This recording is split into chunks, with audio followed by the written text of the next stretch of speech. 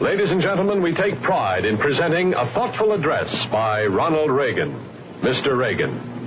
Thank you. Thank you very much. Welcome to History Uncensored. As always, I am your host, Seth Michaels. Today, we are going over episode 2 of Remembering Reagan. This is part of our Histories Idiots podcast series. And if you remember, we did 2 episodes of Columbus, and we're going to do 3 or 4 episodes of Reagan. It depends on how much shit I uncover when I get into scandals and corruption. If I were a betting man, I'm not, but if I were, I would say that we're probably going to have 4 episodes of Reagan. I apologize if Reagan isn't your cup of tea, but I think it's really important for us understanding kind of today's society, where we're at, where we're going, how we got here. And it really starts with Ronald Reagan. That stupid twat has caused us so much grief over these last few years that it's kind of hard to describe. But this is History Uncensored. Let's get ready. We're gonna get right into it. Episode 2 today is on Reaganomics. And actually, before we get started here, I want to share something that somebody left a review. I'm going to call you out because it made my week. This last week, I did not do an episode, but that's because I was in Camp To Belong, which is a camp that helps reunite siblings that have been separated by foster care. I was a counselor this week, and the only thing I can really say about it is it changed my life.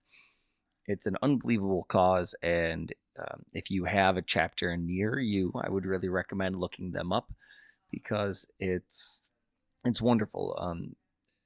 These kids deserve love, and it's just not something that they've received frequently in their life. It was one of the hardest weeks of my life, but I guess the point I'm trying to make is that when I came back and after I was gone, I came and checked out my reviews, and I saw that I got a 1-star review, which is fine. Not every, this isn't going to be everybody's cup of tea for a podcast. I get it.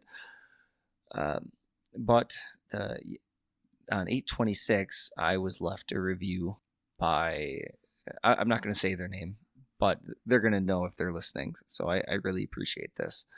I'm really enjoying this podcast. Seth packs in a lot of information. That's true. As well as heart, also true. I put a lot of really hard work into each episode. I love how he doesn't just focus on Western nor male history. I'm looking forward to listening to this podcast for years to come. It's simple things like that, guys, that have really helped me kind of get through being a podcaster and not providing an income for my family. But I just wanted to say how much that simple message really meant to me. So enough of this wishy-washy stuff. Let's get right into it. So we are back at the Histories Idiots, Remembering Reagan, Raising Reagan, the puppet, the twat, the idiot, the moron. I don't care how you want to remember him. I just hope that it's not in a positive light. He may have been somewhat of a good person, but he was definitely racist. He may have instilled some confidence into the American people, but he also took away so much more than that. He took away some of our livelihoods. He started this trend of imprisoning just people that didn't really deserve it. His war on drugs was a war on race, and we're still feeling the after effects, the aftershocks of that today. But today, we are doing something a little bit different, something I haven't really covered in this mode before, I guess I'll say. We are doing Reaganomics. We're doing economics. And granted, I'm not, and I don't have a degree in economics or anything like that. But I think I can at least give you guys the facts so you can make your own decision based on what I'm going to tell you. So I say Reaganomics. Does anybody really know what that means? What the fuck is Reaganomics? And if you were to go on my website, you could see that I have like probably about like 30 different resources, different peer-reviewed sources for this episode. There was a lot that went into it. So I definitely recommend going out and checking some of these things out, because it's pretty damning when you go in and you look at the evidence. I'm not just making this stuff up. I've had a couple of people kind of attack me. You're just doing this on hearsay, and I promise I'll never do an episode just on hearsay. All of my topics are thoroughly researched. Well, let's get into it. What the fuck is Reaganomics? And I'm going to start with a quote from Ronald Reagan himself. This administration's objective will be a healthy, vigorous, growing economy that provides equal opportunities for all Americans, with no barriers born of bigotry or discrimination. Ha! Putting America back to work means putting all Americans back to work, or imprisoning them. That works too. Ending inflation means freeing all Americans from the terror of runaway living costs. All must share in the productive work of this new beginning, and all must share in the bounty of a revived economy. That was a quote directly from Ronald Reagan. And if you listen to the last episode, you would know that he is definitely not for providing equal opportunity for all Americans. Just not in his endgame. Reagan's remembered for a booming economy. I don't understand why. Like, tell me why I couldn't find really much information that supported that argument. Especially when you begin looking at the hard numbers. When we take that hard look, when we take it, nothing really holds up. I shouldn't say not nothing. Being wealthy holds up. Being extremely wealthy has only gotten better since Reagan. The inequality gap has increased. The Gini coefficient, which I'll talk about later, has increased. America, the United States, has become a much worse place to live for people in the lower quintiles, lower percentages. And it really all started with Reagan. You can look at all of my documents. It's all there.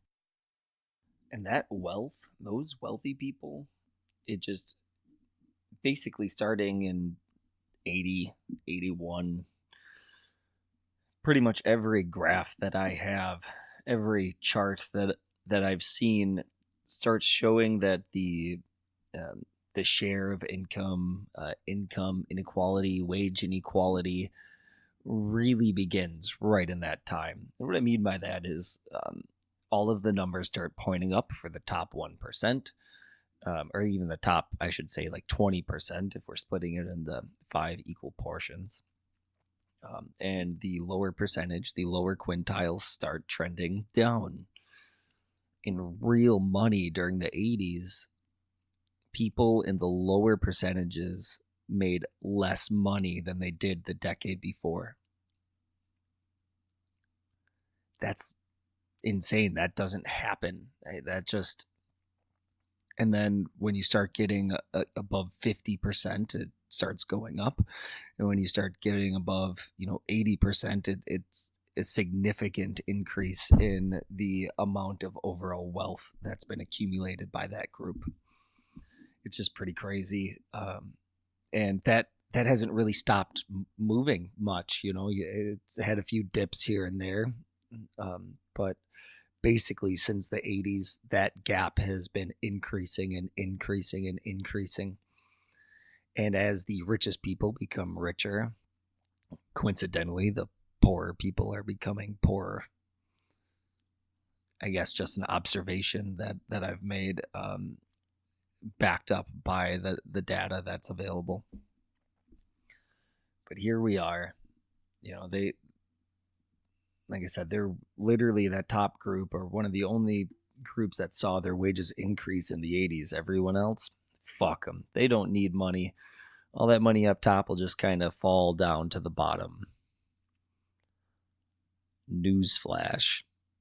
That shit doesn't work. It didn't work then, and it sure as hell is not working now. I'm not here to argue politics. I'm just here to tell you about the facts. The historiographical conjecture that ruins the image you hold in your mind of history. So enjoy this episode of Reaganomics as I tear down that fucking wall like an East German trying to escape. He's remembered for all of the wrong reasons, and I see us on a similar path. That we need to stand up. We need to make a change, or nothing will change. Sorry, guys. Reaganomics. I went on a bit of a bender there, rant, whatever you want to call it. Let's get back to the topic at hand, explaining to you in the best way possible, or at least the one that I think makes the most sense, kind of this skullduggery that happened, these lies, the way that this has been explained over and over and over again, that this is a good thing, supply side economics, Reaganomics, trickle down economics, whatever the fuck you want to call it, I don't care. It's not good. Reaganomics is a type of economic policy that's based in myth. This idea that you can increase spending and lower taxes and somehow the economy will get a boost and you'll erase the national debt is literal lunacy.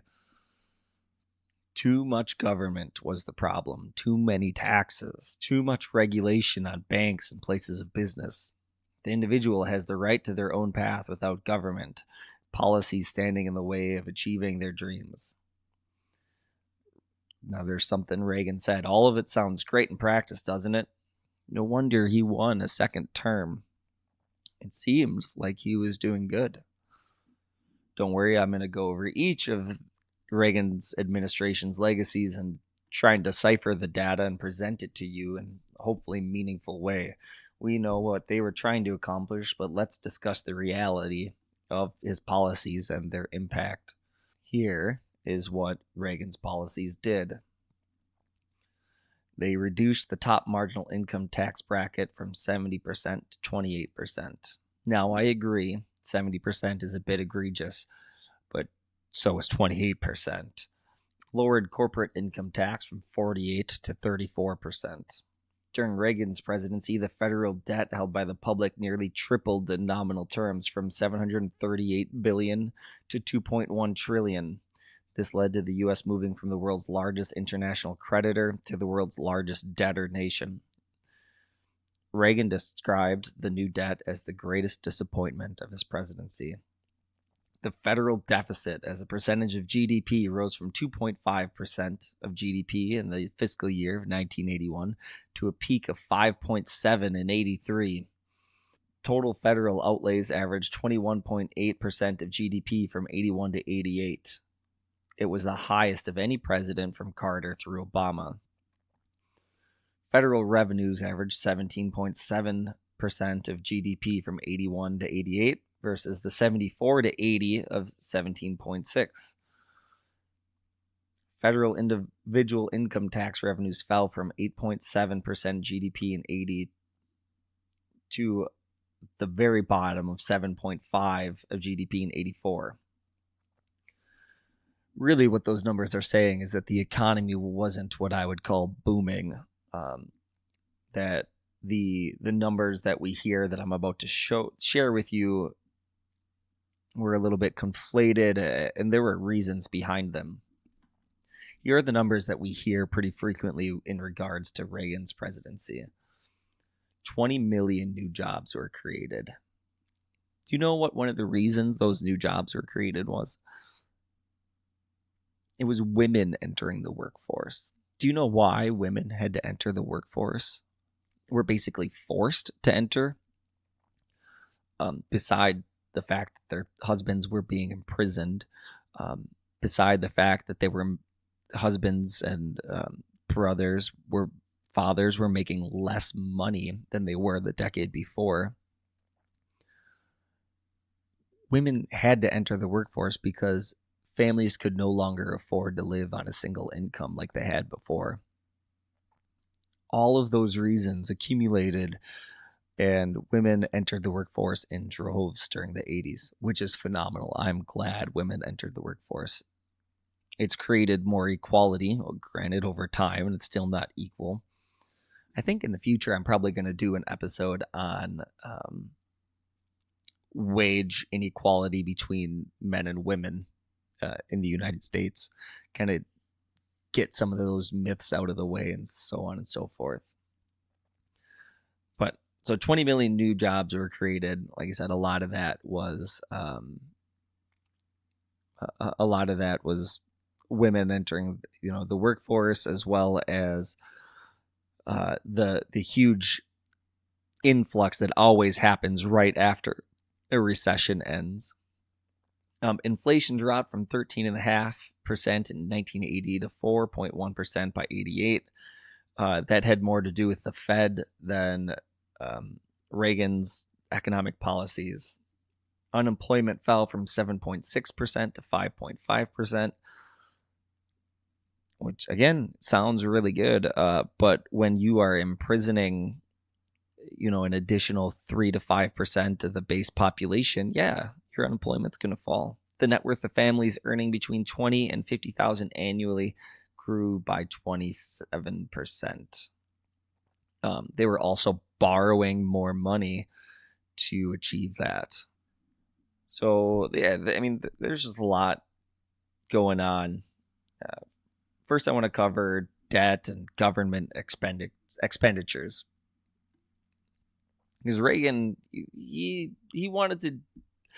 Reagan really wanted to decrease the spending of the federal government. And he wanted to, by doing that, decrease the total federal debt and year-over-year deficits.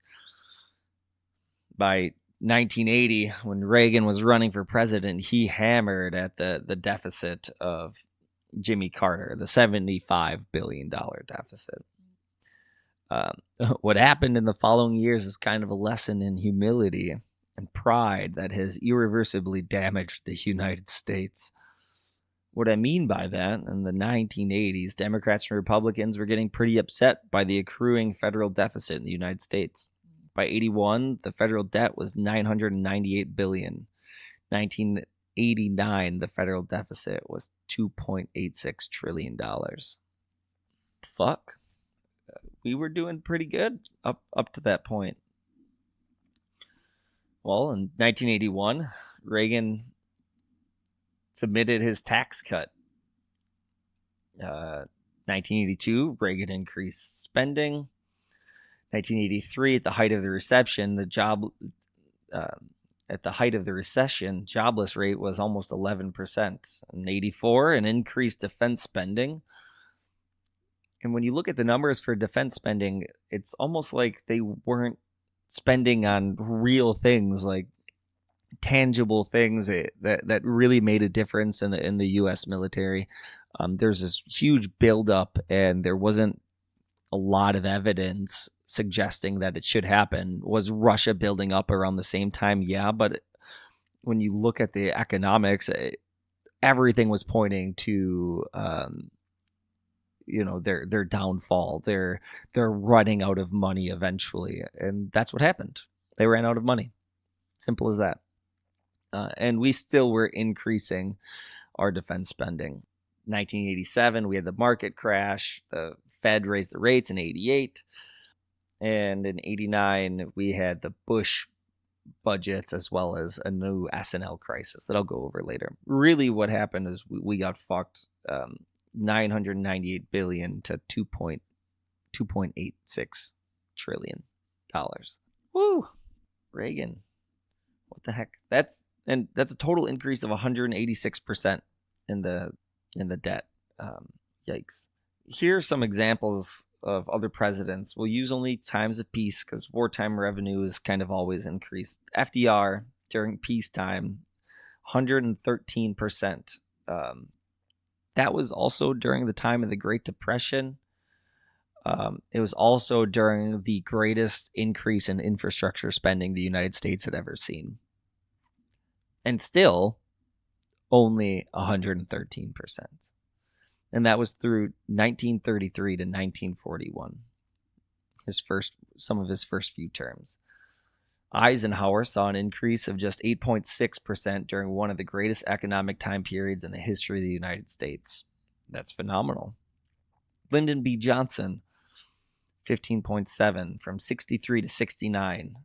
And that included some defense spending to start covering the Vietnam War. Heck, even during the entire time the United States was in the Vietnam conflict, the debt increase as a percentage was just 68%. President Clinton, 31.65, 1993 to 201. President Bush, 105.1% from 2001 to 2009. Do you guys see what I'm talking about? The way he ran the federal government increased our debt as a nation by an unprecedented amount.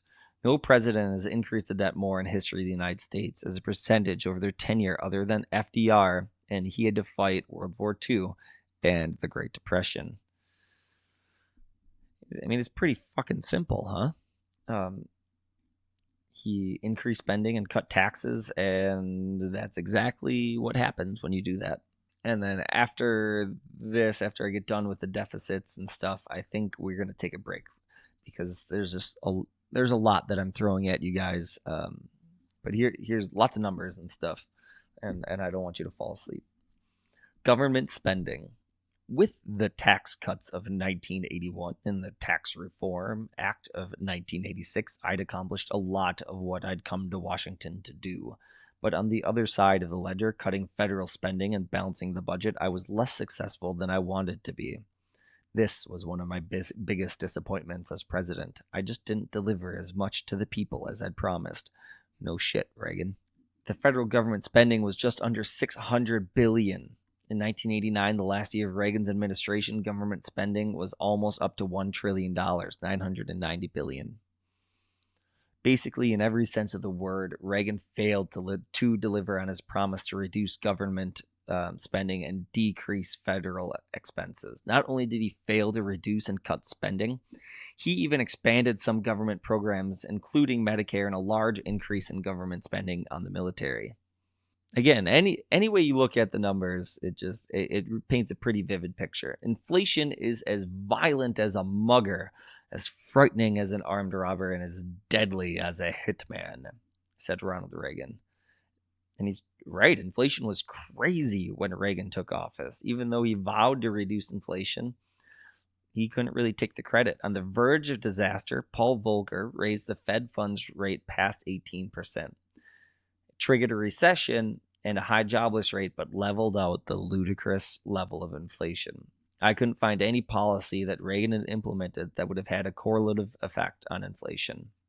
He might have taken credit for it, but he shouldn't have. That's just not what happened. Let's define budget deficit. The amount by which a government spending is more than the money it receives. It's pretty simple. Nice, simple, love it. Except it's not. The deficit since Reagan has been a pretty complacent $200 billion per year. That's significantly higher than Jimmy Carter's $74 billion deficit. You know, the one Reagan was all upset about. And thus, during Reagan's presidency, enter supply-side economics. It's a macroeconomic theory arguing that economic growth can be most effectively created by lowering taxes and decreasing regulation. And that's where the Laffer curve comes through, which really has no valid proof. It's a theory that states that lower tax rates boost economic growth. It underpins the supply-side economics, Reaganomics, and Tea Party's economic policies. It's said that Arthur Laffer developed it in 1979. Really, it was based on some really ancient writings. And to a point, it's true. At a certain point, the too much taxation becomes too much of a burden on the populace. But when you decrease the top marginal tax rate from 70 to 28%, and then from corporation tax from 45 to the 30s, you're putting, that's a big dent of money that you're no longer receiving. And again, most of the tax cuts were for the wealthy. And what happened during this time, and what we've seen every year since, is the wealthy have become richer because of some of these loopholes and deregulations that Reagan put in to our economic system that we haven't been able to recover from. It's been literally disastrous for the lower percentage of the population in the United States.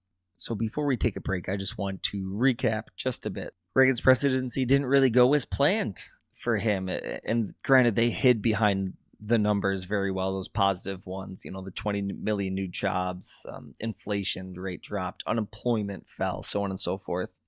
The rest of the numbers really start showing a different story.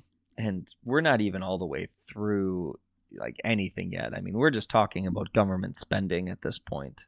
We haven't hit on any of the really big problems, at least as I see it.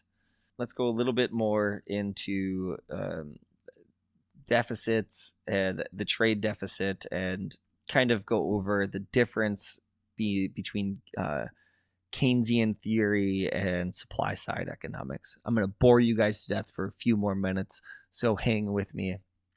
You guys are fucking awesome. Here we go. Production or the supply of goods and services is most important in determining economic growth. Supply side theory is typically held in stark contrast to Keynesian theory, which among other facets includes the idea that demand can falter. So if lagging consumer demand drags the economy into recession, the government should intervene with fiscal and monetary stimuli. This is basically how the government has responded to every recession since forever. Oh, yep, things are going a little bit bad. We should ease up, we should provide a stimulus, and then things slowly or quickly start to recover. It's one of the biggest distinctions. A pure Keynesian believes that consumers and their demand for goods and services are key economic drivers, right? We've learned that from the very beginning. Supply and demand drive the economic market. That's what we grew up learning. Well, a supply sider believes that producers and their willingness to create goods and services set the pace of economic growth, which might be a really good thing. Well, some of the problem that you have for producers at that point is if you start producing too much of something, well, the price goes down, your margin goes down. Well, then the producers are losing more money. And if you've created too much of that product, or too many of whatever it is you're producing, you are literally just throwing money down the drain if you're not relying on supply and demand. And supply and demand, you can get in trouble, right? If there's a hike in demand for a product or whatever. But not nearly as much trouble as just producing and producing and producing and spending money frivolously on producing these goods, because what'll happen is you'll end up eventually getting this backlog of items. This backlog. Well, it gets to a certain point, your warehouses are full, and you literally can't produce anymore. What happens when you can't produce anymore? You sell it off for the cheap, you liquidate it, or because you don't have any more room for it and there's no need to make anymore because you've already made enough, you start laying workers off. It happens pretty much every time.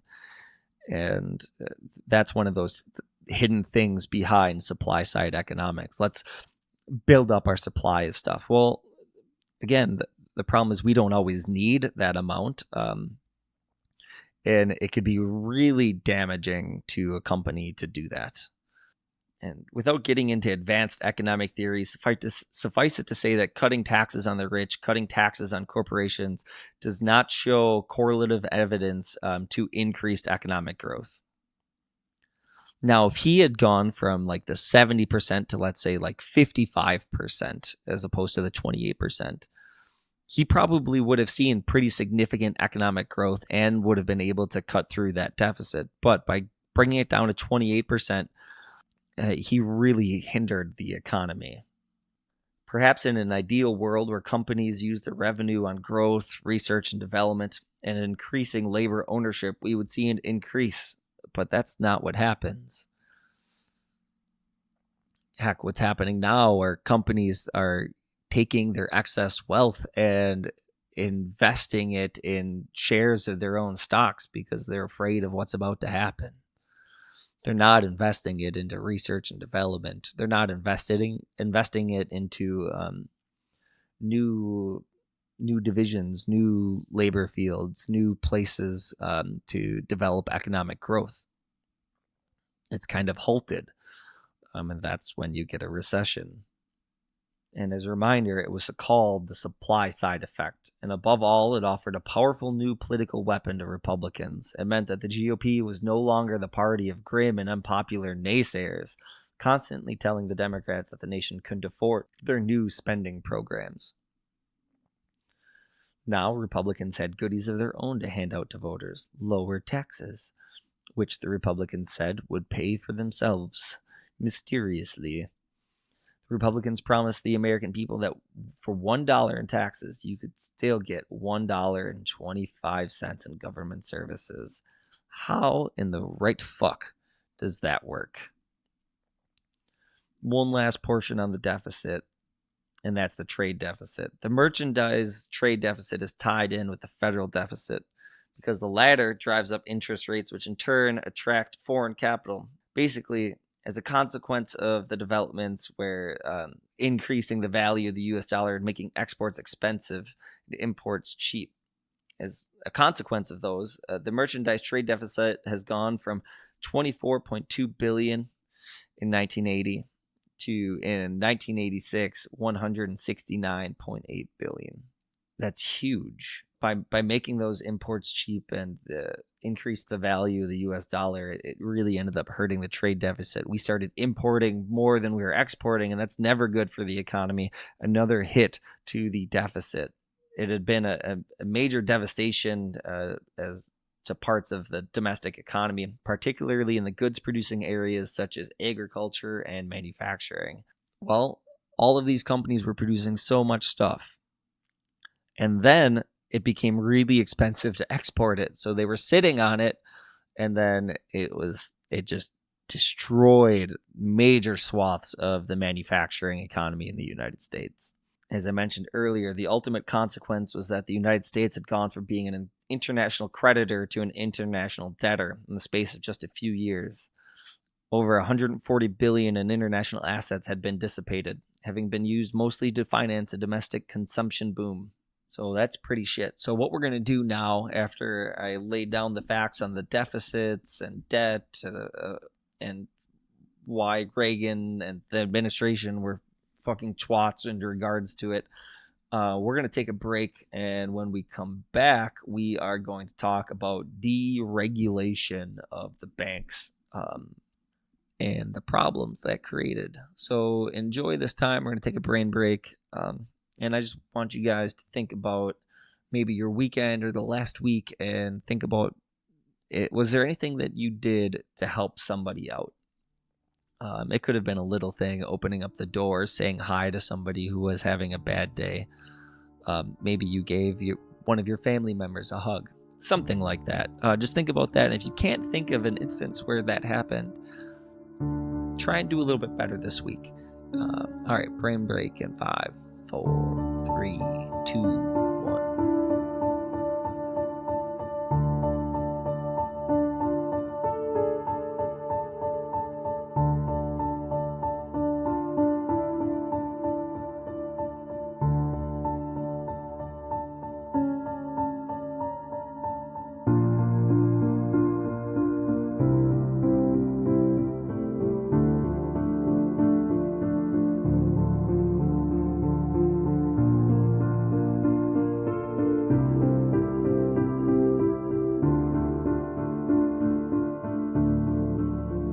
Welcome back after that brain break. I hope you guys thought about some good things.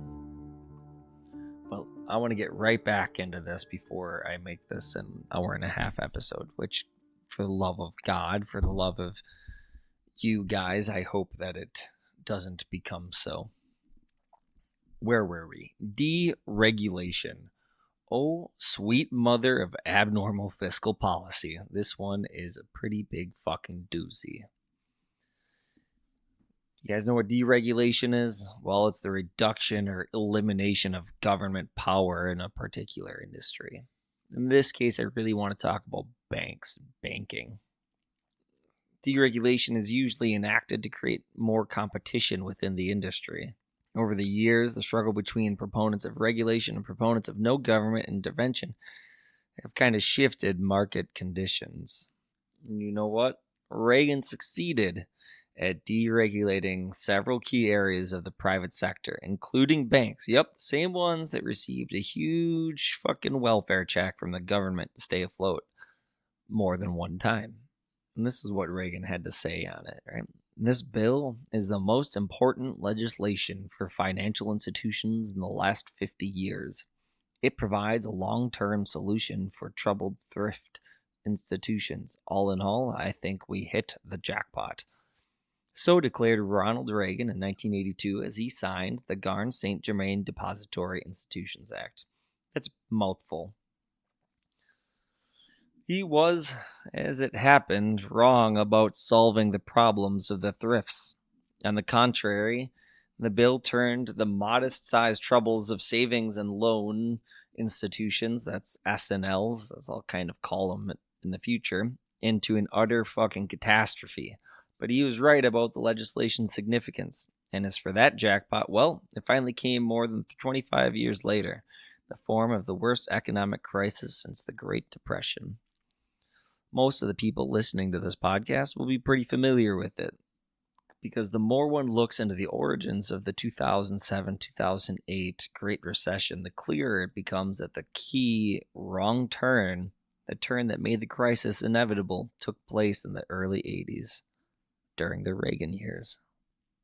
The increase in public debt, which I mentioned before, dwarfed by the rise in private debt, made possible by financial deregulation. The change in America's financial rules was one of Reagan's biggest legacies, and it's the gift that keeps on taking, again and again and again. It's really not pretty when you look at the numbers. In 1982, Congress passed that St. Germain Act. The legislation authorized thrifts to engage in commercial loans up to 10% of assets and offer a new account to compete directly with money market mutual funds. The newly expanded powers allowed thrifts to act more like a bank and less like a specialized mortgage lending institution. The financial deregulation of the early 80s was designed to benefit depository institutions, especially the thrift industry, like I said, but it also altered the composition of the market. The act removed interest rate ceilings on deposits, which removed the interest rate advantage that thrifts had held over banks. In doing so, it allowed these firms to enter into new financial territory with new risks. The thrift industry was already in distress by the end of the 70s. These savings and loan associations specialize in taking deposits in the short term and making mortgage loans in the long term. This type of asset liability mismatch made them especially vulnerable to the cost of high interest rates.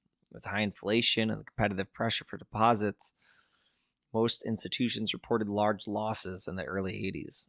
The net worth of the entire industry approached zero, from 5.3% in 80 to 0.5% in 1982. Coincidentally, that was also during a recession. I don't know why I keep saying that. The industry's deposit insurance fund, the Federal Savings and Loan Insurance Corporation, FSLIC, they didn't have shit to deal with this, with the prospect of widespread insolvency. I mean, we're talking about hundreds of these corporations just like having no money, losing all of their money. According to some estimates, bailing out all of the insolvent institutions in 83 would have cost the FSLIC around $25 billion, which is a lot, but the fund held only $6.3 billion in reserves. So, in regards to that, the problem had really kind of become a little bit more widespread, and it made early intervention really difficult because they didn't have any money to intervene, and they couldn't figure out, well, should we save this company or this one? They're both fuck-ups. I guess I don't get it. In 81, the Federal Home Loan Bank Board, the federal oversight body, had approved more lax accounting standards than generally accepted, allowing them to spread out recognition of losses over a 10-year period. This comes at a time, remember, when Reaganomics dominated the public consciousness. Regulators were urged to avoid intervention and use forbearance in private markets. The bank board supervisory structure was decentralized across several regional banks, which were owned by the institutions they oversaw. Man, really, like those, the FHLBB and the FSLIC were pretty much just doormats of the financial regulation. Really, there was no supervision. Competition was at an all-time high. The competition for like real money deposits, the money people were trying to put in, was just out of control. Some institutions attracted money to them by brokering deposits at above market rates. So they were really just trying to create problems for themselves. This deregulation hit the banks and the thrifts really hard. But between 82 and 85, deposits started coming in as the recession ended, and some money started kind of becoming available. The wealthy started putting it into, and there's a huge influx of the wealthy spending in like mortgages and large loans and stuff. So we saw this increase between 82 and 85. I mean, really, they saw potential in profit and investment, and they invested in condominiums. God, I have trouble with that. And other commercial real estate, right? Rich people are like, yes, it's a good idea to invest in real estate. And if we remember what happened to all of those people that invested in real estate, it wasn't good. What it meant was, because wealthier people are having more money, savings and loan associations shifted away from traditional like home mortgage loans into higher risk loans. Between 81 and 86, the percentage of saving loan asset and home mortgage loans decreased from 78 to 56%. And in the mid 80s, the real estate boom died out. That's kind of a theme, right? We see all this investment, rates are really good, and well, they can't sell all that property. People stop building houses. When people stop building houses, large portions of the market die out. Think about that for a second. When you buy, or more specifically, when somebody builds a house, how much goes it? Like, I mean, we have the construction industry, we have the retail industry, technology, manufacturing. There's so much that goes into building a house. There's so many components to it that when you see a downturn in when the housing market bursts, like it did in 2007, 2008, when it burst like it did in the mid 80s, and people aren't spending money on building new houses, that cuts off, like I said, a huge portion, a big amount of spending that people would be spending not only in the house, but all of the goods and all of the services that go into that are required for building that house. The economy starts dipping. It happens every time. And by 1987, the FCLIC, that one that had like 6.3 million funds, well, the government declared that the fund was insolvent by almost $4 billion. They overspent, and they weren't getting the money back. Well, government was like, hey, here's another $10.8 billion over the next year. Well, more institutions failed, and a few more, and more drastic action was required. In 1989, President Bush signed into law a bailout plan for the savings and loan industry, the same one that Reagan was supposed to save with the St. Germain Act of 1982. I guess what I'm trying to say is that throughout all of this, everything that Reagan tried to do with deregulating the banks and saving the home mortgage industry fucking failed. And it failed catastrophically. We had the problems in the 80s, and we didn't really learn from. We tried a little bit to fix them. Well, then some of these banks became so big and so troublesome, they started owing so much money that in 2007, 2008, we had the collapse. The savings and loan crisis of the 80s was undoubtedly a failure of public policy. Financial deregulation transformed the character of the industry. Institutions entered markets in which they had no experience, and a vulnerable industry expanded beyond the reach of its safety net, that money that was in the reserve. Supervision and oversight activities proved to be insufficient, and early intervention was avoided in the name of regulatory forbearance. Basically, what they're saying is, we could have saved it, but because supply side economics were going on, they're like, fuck it, let's let them figure their own shit out. And this happened. And those loopholes that were created in the 80s were never able to be fully closed. And that's when you get the troubles in the 90s. And then again, early 2000s and the Great Recession in 2007. By 82, for an example, S&Ls were losing $4 billion a year. But in 1980, they had a profit. The industry had a profit of $781 million. The Garn-St. Germain Depository Institutions Act completely eliminated the interest rate cap. It also permitted banks to have up to 40% of their assets in commercial loans and 30% in consumer loans. Big fucking problem. Because commercial loans are, well, they're a lot more and they're riskier. When those fall through, you're hurt. The law removed some restrictions on loan-to-value ratios. It permitted S&Ls to use federally insured deposit to make those risky loans. But at the same time, Reagan cut the budgets of the regulatory staff. So they couldn't investigate the bad loans nearly as quickly as required. Well, hot damn, what do you think was going to happen? Banks also used historical accounting. They only listed the original price of real estate they bought. They only updated this price when they sold the asset. Ugh. To give you an idea, when oil prices dropped in 86, the property held by Texas S&Ls also fell. But the banks kept the value on their books at the original price. That made it seem like the banks were in a better financial shape than they were. They hid the deteriorating state of their declining assets. Now, because of all of the problems we've had, banks use something called mark-to-market accounting. They update the value of their real estate assets.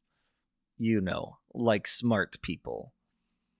Despite all of the laws, in 35% of the country's S&Ls weren't profitable by 83. 9% were bankrupt, and as banks went under, the FSLIC ran out of money. That's what happened. Let's talk about the bailout, because, you know, it's a recurring theme in U.S. politics to bail out the banks. As a result of all of this, these problems, by the late 80s, half of America's S&Ls, more than 1,600, failed.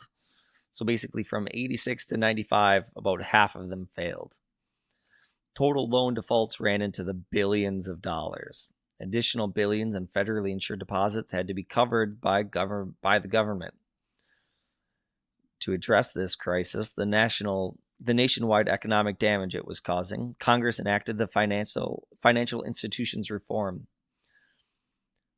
Recovery, and Enforcement Act of '89, pumping some $293.3 billion into the industry.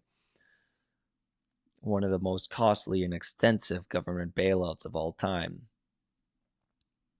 Blah, blah, blah, blah, blah, blah, blah, blah. I feel like I'm reading out of an advanced economics book or some shit. Here's the skinny. Deregulation done fucked up the American economy 3 separate times. Once almost putting us into a second Great Depression. Free trade is good. Sometimes. That's kind of what I have to say on that. All right. That was another long section on deregulation and just me yammering in your fucking ear hole. There's a bit more swearing today. That's because I'm tired, and when I'm tired, I swear more. So I apologize if you don't like swearing. It's not my intention to make you upset. Regardless, we're gonna get back to the program in a little bit.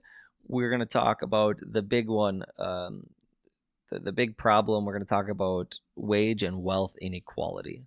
I talked about it a little bit in the beginning, but I'm gonna hammer this shit home, and we're really gonna talk about why Reaganomics is a problem, why it was a problem then, and why it's a problem now. So take this 30 seconds or so and enjoy it before I start depressing you. All right, be back in a few.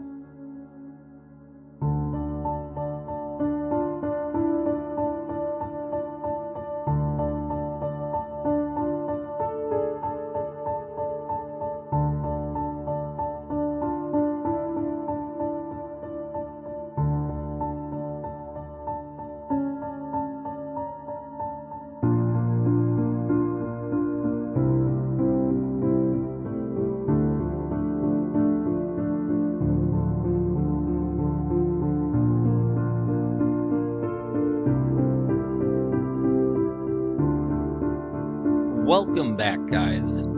Sorry about that lag. My voice was getting a little hoarse. It was creating a problem. Let's continue looking at Reaganomics. I promise this will be the last section, and hopefully I won't babble on as long as I did in the last one. Let's just get right to it. This is probably going to be the hardest one to get through, so I understand if you haven't made it this far. If you have made it this far, thanks. I appreciate it. You guys are way better listeners than I am. But let's get down to it. Accident circumstances, wage and wealth inequality in the United States, kind of really beginning in the 80s. But before I get to that, I want to go over that's not true. In correlation to that, what I want to go over is the Gini coefficient. If you don't know what the Gini coefficient is, look it up. Pretty cool. But here is the down low. Gini index, or the Gini coefficient, is a way to measure the distribution of wealth. It's developed by an Italian guy, Corrado Gini, in 1912. It's often used to gauge economic inequality, measuring income distribution, or less commonly, wealth distribution among a population. It ranges from 0 to 1, or 0% to 100%, with 0 representing a perfectly equal, and 1 representing perfect inequality. To give you guys an idea, even like hunter-gatherers that we think of don't represent at 0. They're like at a 10. There's still inequality among hunter-gatherers. Some people still have more of the stuff. It just happens naturally. Other people have less of the stuff. That doesn't mean that they're any less happy sometimes. Yeah, that's just how it is. So there we go. 0 to 1. Here's what we got going on. The higher the number, remember, the lower the number, the more equal. The higher the number, the less equal. Really what the numbers say is that around the late 70s, the United States was around like 0.33, 0.35. So, I mean, that's a fairly unequal society. But in the 80s, and it had been pretty stable there for a while, right? It hadn't really been moving much. In the 80s, that started to creep up, 0.36, 0.38, 0.39. By the end of the 80s, you're looking at 0.4, which is, 5% on the scale is pretty significant. And you can see that if you were to look at my website, that's historyuncensoredpod.com. Unabashed, unshamed plug right there. Check it out, because it's definitely going to have more of like the hard data that I'm looking at here for you guys that really goes over everything. But the Gini coefficient, suffice it to say, it measures inequality, and during the 80s, you started seeing this trend of it going up and up and up and up, and it's been kind of continuing on that trend ever since. So in this matter that needs our attention in the long run, this distribution of income and wealth, in the general theory, Keynes, remember Keynesian theory, I talked about this earlier, supply and demand. It says that two major problems of modern capitalism were, first, its inability to provide full employment for its people all the time, and second, the extremes of inequality in the distribution of income and wealth. And we're really just starting to do research into this latter problem. The amount of data that I was able to get a hold of for this section of the podcast is absolutely ludicrous. So I want you guys to do your own research into wealth inequality and clap back at me with what you found.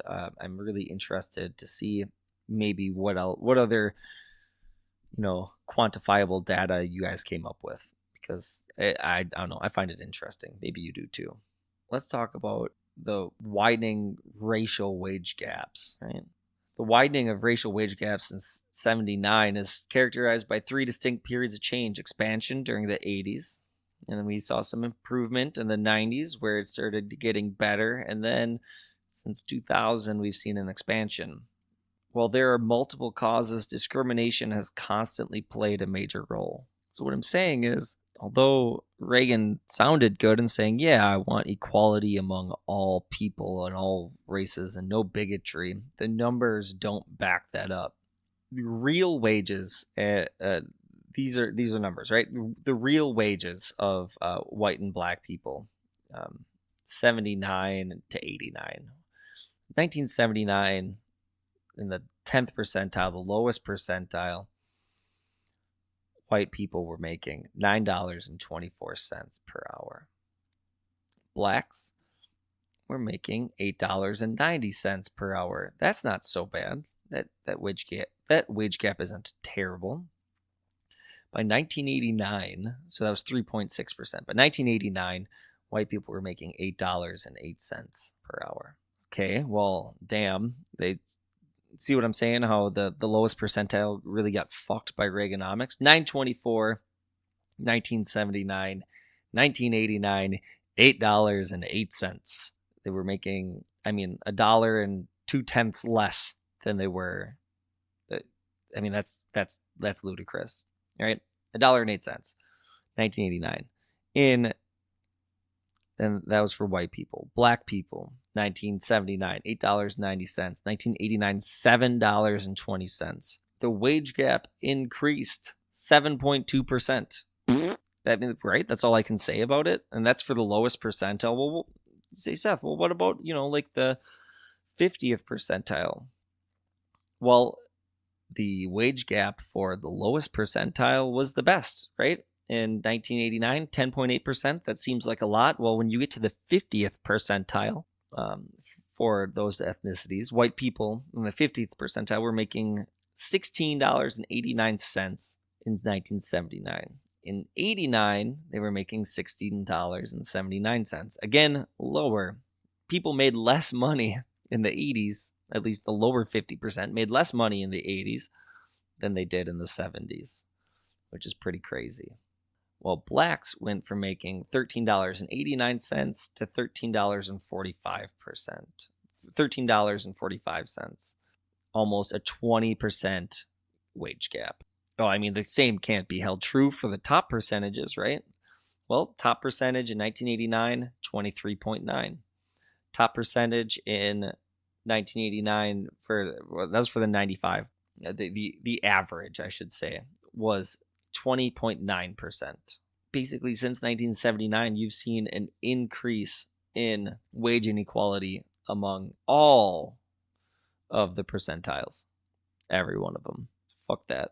Black people are getting poorer, which is bullshit. In order to determine whether the distribution of wealths in American society uncovers deeper fault lines of inequality income alone, data from the 84 Survey of Income program participation is examined. Findings indicate the total shares of wealth by households are distributed far more unevenly than income shares, with extreme concentrations at the upper levels. The data on wealth shows that the condition of Black America is far more precarious, marginalized, and unequal than was thought previously. Single and separated women hold few assets in comparison with their male counterparts. Between 79 and 85, the main sources of expansion of black-white wage gaps among new entrant men and women were worsening in discrimination and or growing differences in unobserved skills, and the decline in relatively good-paying jobs for workers with less than a college degree. And between that same time, 79 to 85, racial wage gaps widened most in the Midwest and among men working in manufacturing. Guys, this is I didn't make this shit up. This is all true. It's all right here. This study that I just quoted from was done in the 80s. They said, "Hey, government, black people have a problem. They're being royally fucked." And the government literally did nothing to help them. If anything, the wage gap and wealth inequality continued to get worse between white and black people since then, right? 1989, the end of, and it really started in the 80s. It was pretty steady up until this point. The wage gap wasn't all that bad, and it was still there, which is a problem. But starting in the 80s, you go basically from 18% average wage gap between white and black people across all percentiles. And then in 2015, we're up to 26.7%. That's not getting smaller, that's getting bigger. We think that we're becoming less discriminatory. We think we aren't institutionally racist here in the United States. And I'm here to call us out. That's utter bullshit. I mean, those are lies that we cannot be feeding into. So that was the wage gap between white and blacks. The second matter that needs our attention in the long run is the distribution of income and wealth. It's really depressing to see that we saw it in the 80s and have done literally nothing to stop it. Not surprising, considering my first episode. But let's look into another problem that is really bad right now, and that's the student debt crisis. And sweet fucking government, Jesus, that started in the 80s too. Can you believe it? At this point, you probably can, because it just doesn't seem to stop. It started in the 80s. You bet your fucking ass it did. The deeper I look into Reagan's administration and the entire mishandling of government, the United States, the angrier I get. Reagan is seen as some sort of conservative hero, but in my estimation, he only created problems, huge fucking problems that we have to deal with now, we've had to deal with in the past, and we're still dealing with. So post-recession in the early 80s, state government pretty much decided that they were going to leave the federal government to fund a college. And that didn't go well because nitwit Reagan was in office, and this fucker right here wanted to completely get rid of the Department of Education. Can you believe that shit? Now, because of these funding issues, tuition costs are insane, and the total amount of student debt in the United States is over $1.5 trillion freaking dollars. Excuse me, I have to take a drink of water. The fuck? And states. I'm not just laying the blame only at Reagan's feet. But during this recession, states just basically decided, you know what? We don't need to spend money on education. That would make too much sense. Here's what's going on. Action is needed in the area of taxation. If the budget is to be brought under control, there's no alternative than to increase in taxes. It's a disgrace that a nation as wealthy as the United States refuses to pay for what it wants, including spending for defense and spending for social programs. There's no alternative to higher taxes because even with cutbacks in military spending, the deficit is so large that it cannot be handled by that means alone. So if we want to get the deficit under control, we're going to need to increase in taxes. Yeah, that sucks, but that's because of all the problems that we've created. It won't be easy to do, especially given that we just went through another tax reform recently that again only really helped out the wealthy. It is not well known to the general public, but legislation already exists to do this in the Balanced Growth and Employment Act of 1979, the Humphrey Hawkins bill, which in effect mandated an employment policy that would get the unemployment rate down to the typical working male.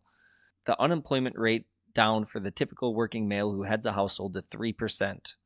And to 4% for every other unemployed person. This legislation has a big loophole in it, permitting the president to say, in effect, that conditions are such that we cannot achieve full employment, allowing it, therefore, to be postponed. Beginning with Carter and continuing through Reagan, the presidents had just simply ignored it, saying it's not attainable. So there's that. I mean, right, student debt, government spending is out of control, and deregulation caused problems, and we're becoming more unequal in our wealth, and it really just all started in the 80s.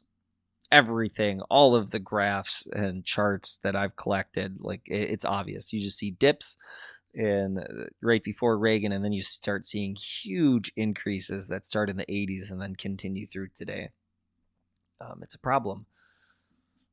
Inequality, while on a downswing prior to Reagan's administration, started to take a drastic turn, regardless of the data that we look at or interpret. The 80s was a time of economic change. The rich got richer, the poor got poorer, and blacks got imprisoned, and they got poorer. I can no longer take a back seat when someone brings up Reaganomics because according to the seemingly near infinite amount of hard data, it doesn't work for everyone.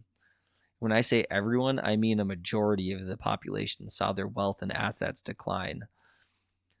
We saw during the 80s, we saw huge swaths of private loans. As I said, we became a huge debtor nation. We started spending money we didn't have. That's so dumb. And it's still happening today. I mean, we're still spending so much money that we don't have. Most of the assets that we think we own, we really don't. We say tuition increase and incarceration increase and private debt went insane and deregulating banks led to two of the largest recessions in the history of the United States. Our GNP growth was marginal and showed no real advantage over most presidencies, which is the truest measure of a society's economic standing. Well, fuck me if it isn't a problem. Jobs were created. That's because, as I said, women entered the workforce. Families could no longer survive on a single income, especially for families below 50%, the 50% mark. Numbers tell us what we want to hear. I looked at this from, I thought, just about every angle I possibly could. I have seen correlating evidence to support a strong economy. It was an economy that was doomed to fail and will fail again if we keep trying these draconian policies. Reagan and his economic policy stripped the power away from the people. His policies didn't just decrease our buying and economic power, they decreased our political power. Money now flows into politics. It takes more and more money to run or to be a member of a political party, left or right. I hope you guys come to the website again. That's History Uncensored Pod. Check out the sources that I have. But all in all, in this episode, we learned about Reagan's failed economics policies. For next week, we're going to continue going over Reagan, and that one will probably be way more interesting than this one, but I did have to get this one out of the way. Next time on Remembering Reagan, History's Idiots, we'll be discussing corruption and scandals and law. I'm going to be talking about his cabinet and administration and how it was the most corrupt in history, and I'm really on a mission to expose it for what it was. As I said in the first episode, I was told to look at Reagan, and my knowledge of Reagan, it was probably pretty cursory, very similar to, I'm sure, what all of your knowledge, what everybody who's listening knowledge of Reagan is and was. I didn't expect to find what I found, or at least to the levels that I did, and it's really disheartening. And I don't know, when you start seeing these untruths, propagated online, it bothers me as a person, and it should bother you guys. But it is what it is, right? So this has been an episode of History Uncensored with me, as always, your host, Seth Michaels. I look forward to your feedback. Rate and review the show wherever you can. It really helps me more than you know. And if you subscribe and you listen, all of those things help me out in the Internet of Things, those magic algorithms that place where my show is and so on and so forth. So if you like it, share it. If you don't, I understand. If you don't like it or you're upset about any of the data that I had, message me and I will get you the source for that information. As always, you guys, if you have suggestions for future topics or you just want to stop by and chat with me, you can find me on Twitter at Seth4Nerds, or you can email me at contact@historyuncensoredpod.com. Other than that, you guys are the fucking best. I appreciate the support, and as always, history remembers. Thank you. Few people laughed. Few people cried. Most people were silent. I remembered the line from the Hindu scripture, the Bhagavad Gita.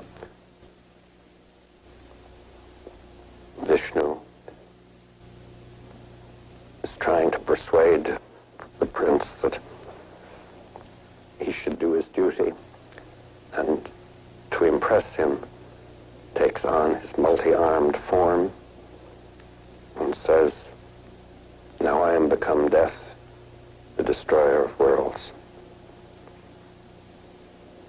I suppose we all thought that one way or another.